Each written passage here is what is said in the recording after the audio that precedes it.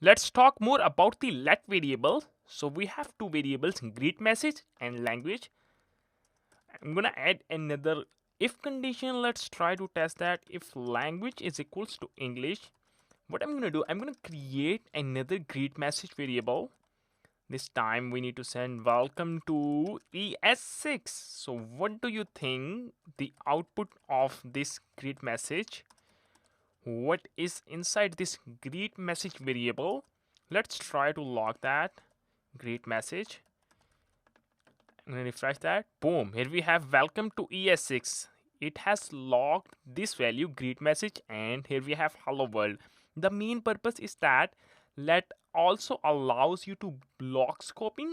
So this greet message is available inside this block, and it's a different variable.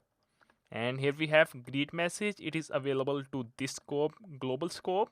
You can also access this greet message. Incredible. Here we have hello world. It has logged this hello world.